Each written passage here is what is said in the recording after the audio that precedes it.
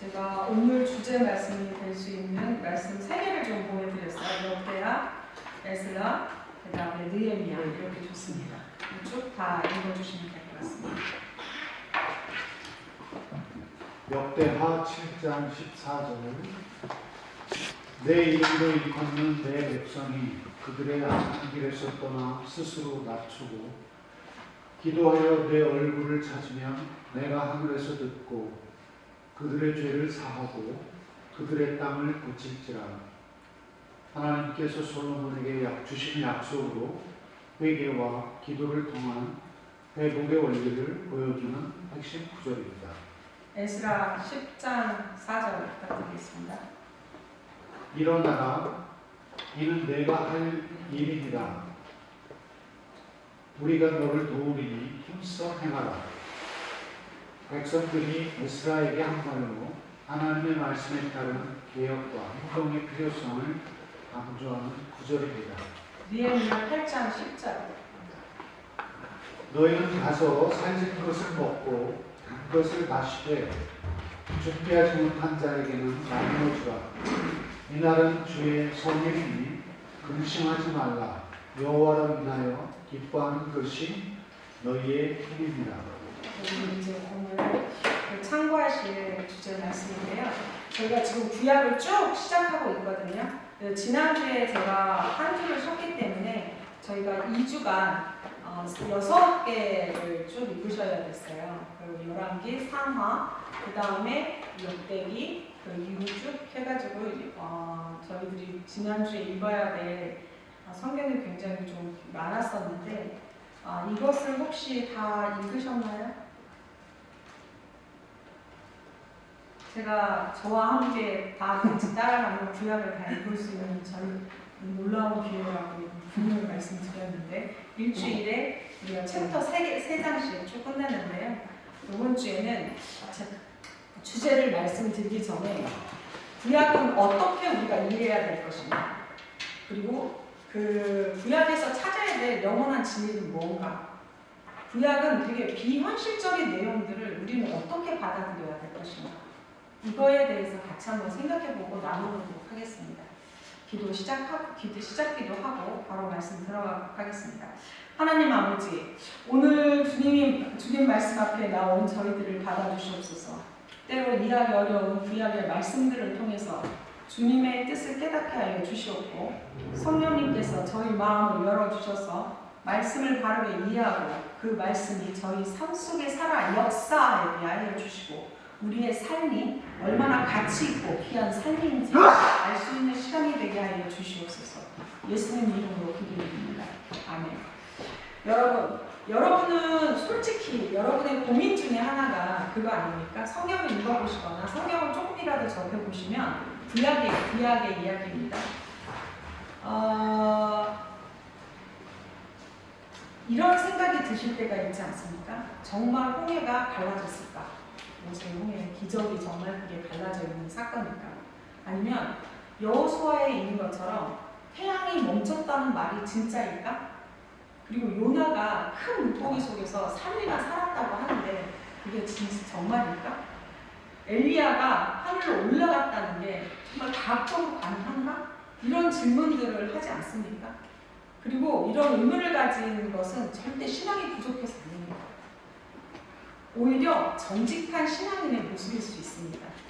21세기를 사는 우리는 지금 우리가 읽는 구약은 몇천 년 전에 있는 이야기냐면 3,000년 전의 이야기입니다. 우리가 알 수 없는 그 오래전의 이야기들을 기록해 놓은 것입니다. 그러면 이런 질문이 나오는 건 당연합니다. 지난주에 있었던 것처럼 가인과 아벨이 제사를 드렸는데 왜 하나님께서 그 제사를 다 고맙다 받지 않고 그 어떤 부분에 있어서는 이런 문제가 있을 수 있을까? 이런 모든 표현들, 이것이 오늘 제가 여러분하고 같이 나눠보고자 하는 고민입니다. 왜냐하면 이 고민이 해결돼야 구약을 읽는 동안에 여러분이 은혜가 넘칠 수 있다는 확신이 들어서 제가 요거를 좀 정리했습니다. 자, 구약은 왜 이렇게 기록됐을까요? 먼저 이해할 것은 고대인들의 사고방식입니다. 3,000여 년 전에 그들은 어떤 사고를 갖고 있었을까? 어떤 기록의 문화를 갖고 있었을까? 어떤 역사적 배경에서 이들이 표현했을까? 이거 고민해 보십시오. 그들은 과학적인 사실보다는 영적 의미를 더 중요하게 생각하는 그 시대에 살았던 겁니다. 과학이라는 것은 그 당시에 있지도 않았기 때문입니다. 예를 들어 생각해 봅시다. 우리가 내가 오 선생님을 사랑한다고 얘기할 때 우리의 이 사랑한다라는 표현은 문자 그대로 심장이 뛰는 것만을 의미하지 않습니다. 어떤 의미냐면 감정, 헌신, 그리고 그거에 따른 희생 이런 등등을 다 저희들이 생각하고 있지 않습니까? 그러면 고대인들의 상징의 운율을 통해서 진리를 전달했다고 칩시다. 그러면 홍해가 갈라졌다. 모세에 의해서 홍해가 갈라졌다. 단순히 이게 물리적 현상을 기록하는 것일까? 아니면 하나님이 절망적인 상황에서도 항상 우리에게 길을 내셨다는 것을 표현하기 위해서 그들이 그렇게 표현한 것인가? 이거 한번 생각해 볼 필요가 있습니다. 그래서 이것을 정말 팩트에 근거한 갈라졌기 때문에 표현했다. 역사적 기록, 이것도 있을 수 있지만 거기에 기록되어 있는 내용들은 영적 진리를 강력히 전달하는 방식에 의해서 더욱더 강화시키고 더욱더 크게 얘기한 거죠. 3000년 전에 내가 오 선생님을 사랑했는데 그 표현이 어떻게 해요? 내 목숨을 다 바쳐서 사랑했어. 뿐만 아니라 아라리, 내 세포 아라리 다 바쳐서 사랑했어요. 라는 표현처럼 강화해서 얼마나 사랑했는지를 표현했던 표현으로 이해하면 됩니다. 그리고 또한 문화적 장르 면에서 어떻게 해석할 건가? 그것은 구약은 하나의 그 장르로 이루어진 책이 아닙니다. 마치 도서관과 같은 책이 아닙니다. 역사서도 있고요. 실제로 일어난 사건들을 신학적 관점에서 기록한 역사서가 있고요. 시가서가 있어요. 감정과 경험을 시적으로 표현한 또 그런 기록도 있습니다. 또 예언서도 있습니다. 그 예언서는 뭐냐? 하나님의 메시지를 상징적인 언어로 표현한 겁니다. 그리고 지혜서도 있습니다. 우리의 삶에 도움이 되는 지혜. 이웃을 사랑하는데 어떻게 하는 것이 사랑하는 건가? 이런. 그리고 나의 감정을 어떻게 조절해야 되는가? 이 분노를 어떻게 우리는 다스려야 되는가? 이런 형태의 격언과 같은 이야기로 상징적으로 표현한 그런 지혜서도 있습니다. 그래서 성경이 이런 각각의 방식으로 기록되어 있기 때문에 읽으면 각각의 방식으로 시와 같이 시를 마치 논문처럼 읽거나 논문을 시처럼 읽거나 이러시면 안 된다는 거죠. 기록에 따른 형태로 해서 우리가 이해하고 읽으면 그거에 대해서 훨씬 더 많은 구약을 이해할 수 있다는 거죠. 그러면 현실적으로 우리도 한번 세 가지 점에서 한번 접근해 봅시다. 첫째, 문제적 해석과 영적 해석의 조화를 어떻게 우리는 구조를 이루어서 구약을 이해할 것인가. 모든 걸 다 문자 그대로 믿어야 한다는 것. 모든 것이 다 상징으로만 봐야 하는 극단적 접근은 제가 볼 때 여러 가지로 여러분이 초기에 구약을 읽을 때 어려울 수 있습니다. 균형적인 감각을 갖고 접근할 필요가 있습니다. 분명히 역사적 사실인 건 맞습니다. 다윗 왕조가 있었고 바벨론 포로 시대가 있었습니다. 근데 신학적 의미를 강조하기 위해서 가장된 표현도 분명히 있습니다. 그리고 상징적 언어로 표현된 영적 진리도 포함되어 있습니다. 이렇게 포괄적이고 종합적인 개념으로 구약성서를 읽다 보면 여러분이 이해하고 발굴할 수 있는 진리는 그 안에 충분히 있다는 것. 예를 들어 솔로몬이 1,000번째 번제를 드렸다 이런 기록이 왕상 3장 4절에 있을 겁니다. 근데 문자 그대로 보면 1000마리를 드렸다는 뜻이 되거든요. 근데 정말 많은 제사를 드렸다 이런 뜻의 개념으로 이해하시면 됩니다. 1000마리 막 다 주고 막 그걸 다 제사에 올렸다 이거보다 정성을 다하고 그 정도로 어마어마하게 제사를 많이 드렸다. 이렇게 하나님께 드리는 예배를 최선을 다했다. 이렇게 이해하는 의미. 그리고 두 번째, 과학과 신앙은 건전한 관계입니다. 과학은 신앙의 적이 절대 아닙니다. 둘 다 진리를 추구하는 건데 방향이 다를 뿐입니다. 과학은 어떻게를 다루고 있습니다. 우주는 어떻게 만들어진 거지? 그 우주와 그 지구의 별들과의 사이는 어느 정도가 되지? 이런 거리의 축적에 어떻게를 다루고 있다면 신앙은 왜를 다루고 있습니다. 예를 들면 이런 겁니다. 하나님께서 왜 우주를 창조하신 거예요? 그 중에 지구에 왜 나를 태어나게 한 거야? 내가 태어난 이유는 도대체 뭐야?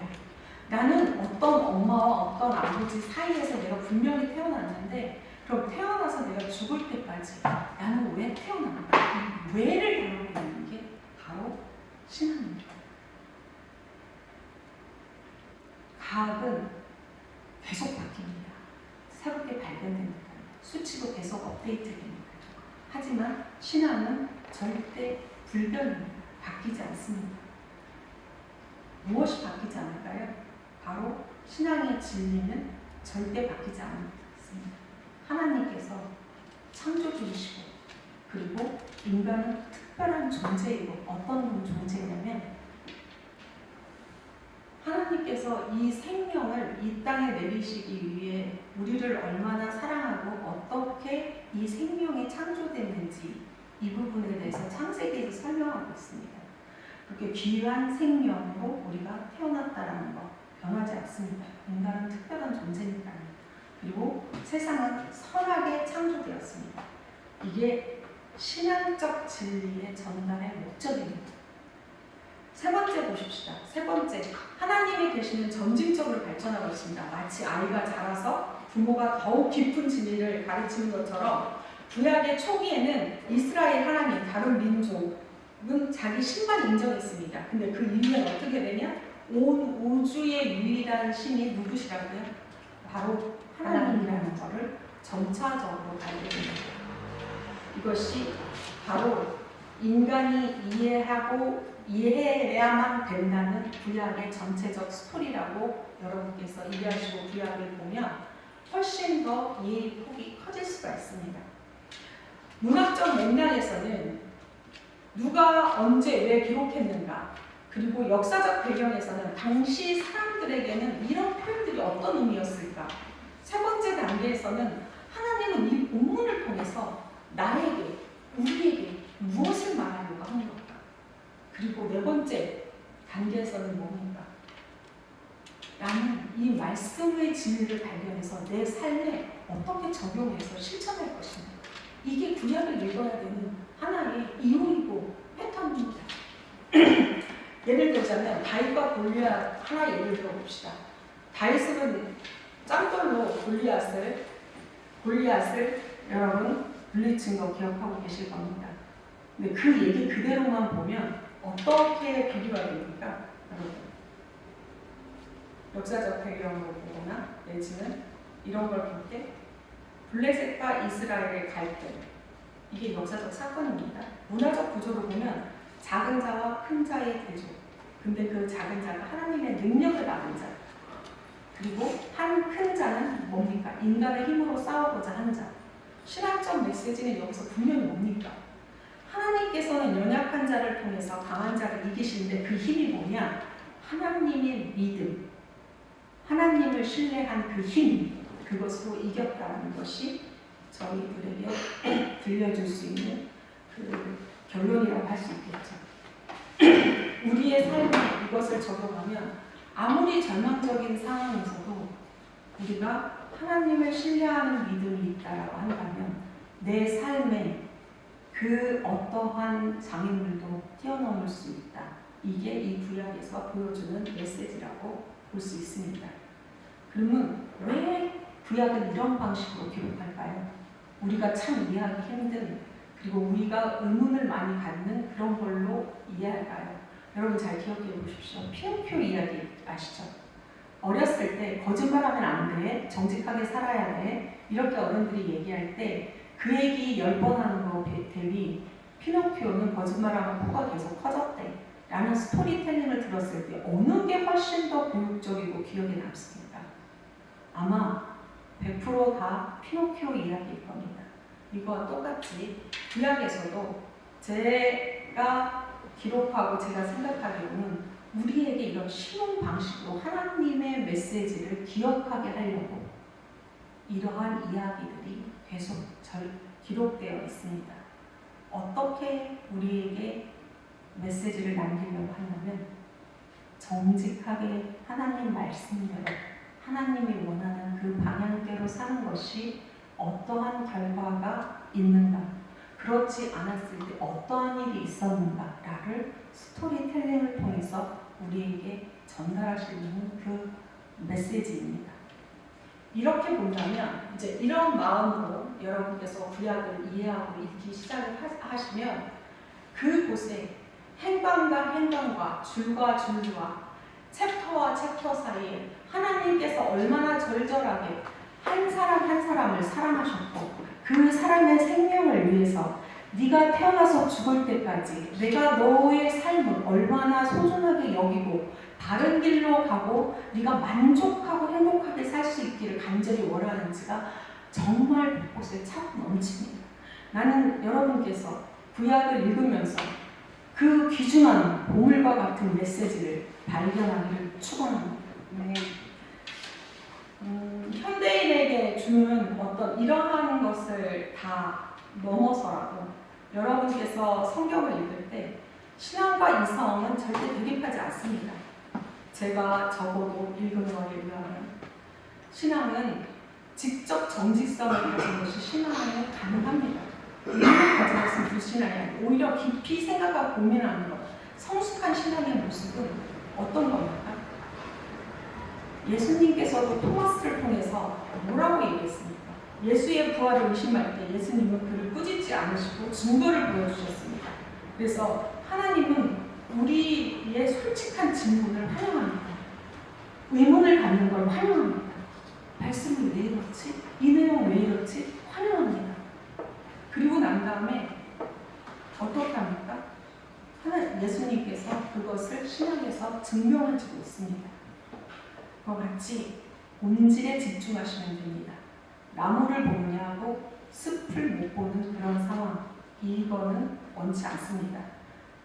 그러니까 어떠한 사건을 그 사건의 전체 흐름을 통해서 하나님께서 우리에게 무슨 메시지를 주려고 하는가, 이것을 찾는 것이 핵심이지, 이 얘기가 왜 이렇고 A는 B고 B는 C인데 왜 이렇게 돌렸지? 라는 하나하나에 따지는 것이 나쁜 건 아니지만 궁극적으로 전체를 보려는 그러한 노력들이 꼭 필요하다고 생각합니다.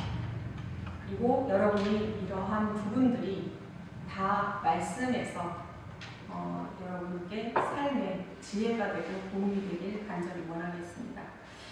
우리 구약의 이야기를 지난주에 쭉 우리가 봤던 거 구약을 읽으셨나요? 제가 읽길 원하는 하루의 줄 챕터들을 다 줬는데 읽으신 분들은 요셉의 이야기에서는 뭡니까? 핵심을 얘기하면 고난 중에 하나님의 계획을 신뢰하는 것이 얼마나 중요한가고요. 다윗의 이야기는 뭡니까? 그 유명한 다윗. 실패해도 회개하면 하나님께서 다시 일으켜 세우신다라는 얘기고요. 룻의 이야기는 뭡니까? 어려운 상황 속에서도 의리와 사랑을 지키면 하나님께서 얼마나 축복된 삶을 주는가를 보여주는 겁니다. 그리고 이번 주에 읽었던 에스더 얘기는 뭡니까? 위기의 상황 속에서도 순간의 용기, 하나님께서 보이지 않는 곳에서도 항상 운행하고 계신다. 우리의 삶을 보살피기 위해서. 이게 메시지의 핵심이거든요. 그래서 여러분께서 이러한 지혜를 다 삶을 풍요롭게 만드는 것으로 다 여러분 것으로 만들길 간절히 원하겠습니다. 그리고 마지막으로 더 이제 이번 주에 제가 숙제를 준 걸 좀 더 좀 여러분에게 테스트 겸 읽었는지 안 읽었는지 좀 확인해 보는 개념 한번 하겠습니다. 긴장하시고 저기 눈 감고 졸고 계시는 우리 이보라 한번 구약을 읽는 올바른 자세는 맹신도 아니고 회의도 아니고 그럼 뭘까요?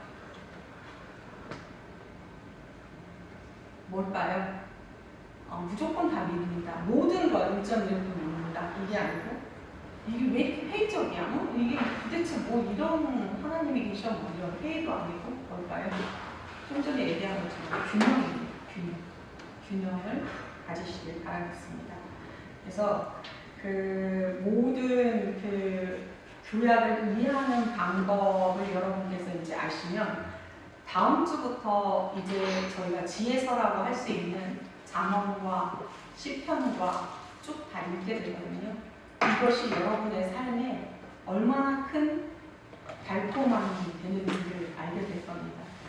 그래서 제가 여러분 구약을 다 이렇게 쭉 보면서 이런 걸 미리 제가 시작하기 전에 알려드렸으면 구약을 이해하고 읽고 은혜를 훨씬 더 많이 받았을 텐데 이 생각이 들었는데 이걸 제가 늦게 준비한 거에 있어서 좀 죄송하다고 생각을 합니다. 그리고 또 모든 구약의 이야기는 예수님에 관한 것입니다. 여러분 구약의 중요성이 뭔지 아십니까? 신약이 있기 때문에 구약이 있는 겁니다. 신약에 예수님이 오시는 그것을 위해서 구약은 존재하는 겁니다. 그 올해 3000년 이전부터 우리에게 메시아가 올 것이다. 그 메시아의 계보는 어떻게 이루어지고 그 일들은 하나님을 섬기는 그 일들은 어떤 준비로 우리가 메시아를 기다려야 되는지 그것이 구약에 다 나열되어 있습니다. 그렇기 때문에 신약은 곧 예수님의 모든 이야기 때문에 구약이 존재하는 겁니다. 홍해가 갈라진 이야기는 절망적 상황에서 길을 내시는 바로 구원자인 우리 예수님, 우리 삶에 필요하신 그 예수님을 말씀하시는 겁니다.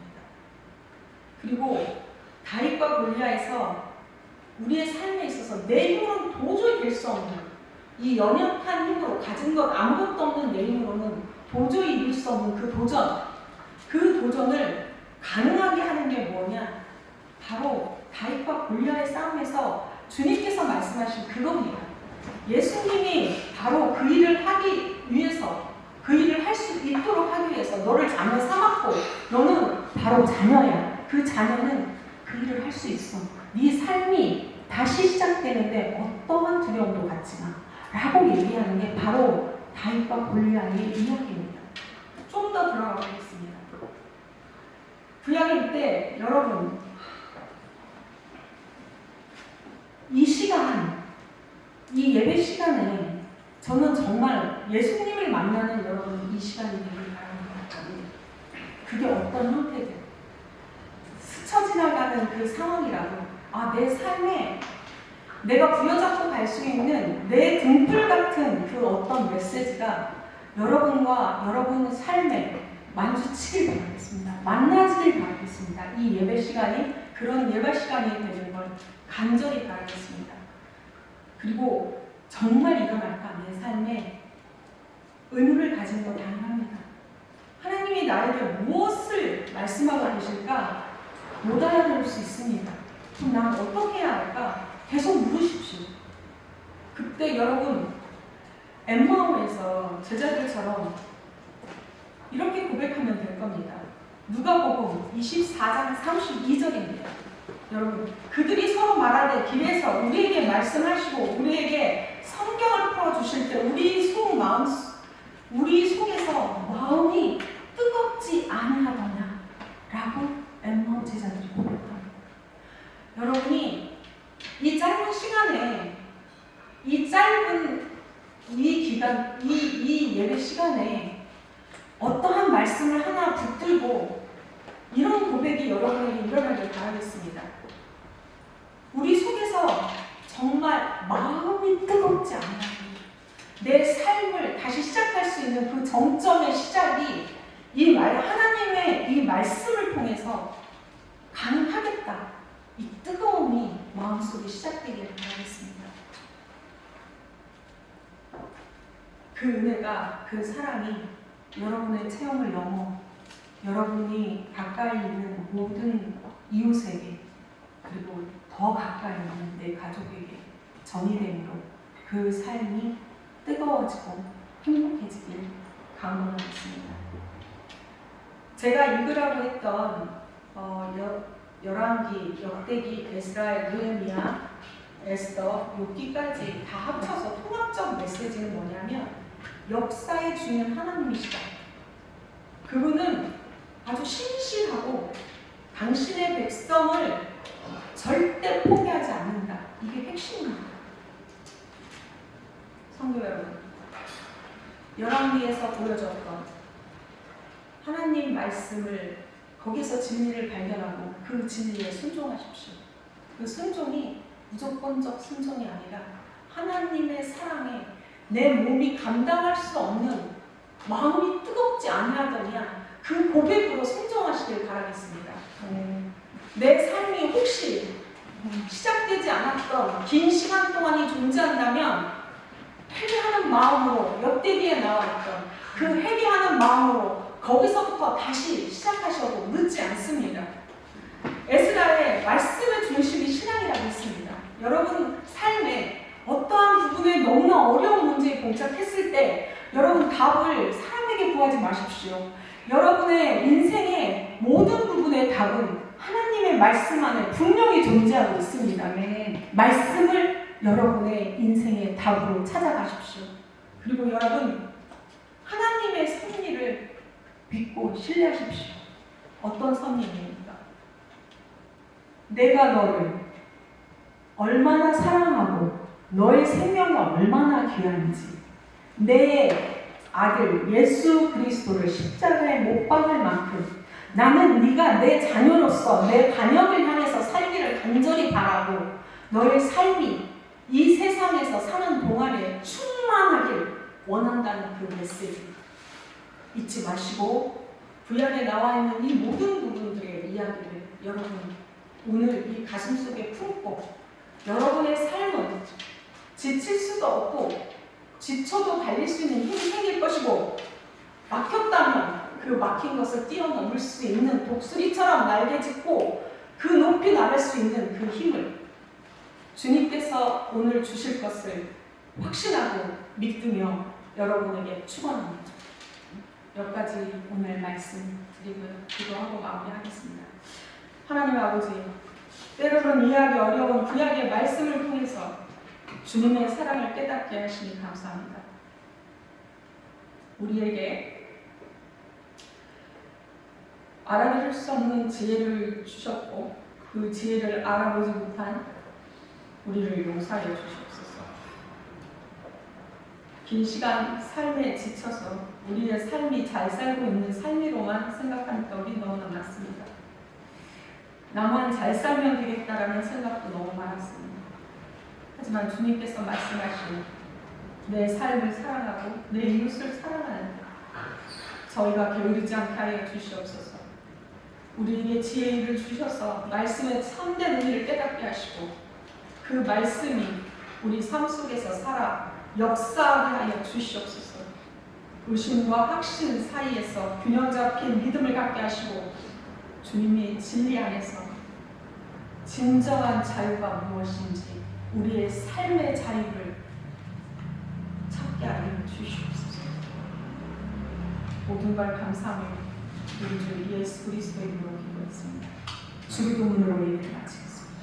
하나님의 주님 아버지 믿고 너를 받으시기를 나라의 마음이며 뜻이 하늘에서 이루어진 것 같이 땅에서 이루어지리라. 오늘날 우리를 위하여 주시옵시고 우리가 우리에게 죄진 자를 사하여 준 것 같이 우리의 죄를 사하여 주시고 우리를 시험에 들게 하지 말아주시며 다만 예수 구하소서. 되게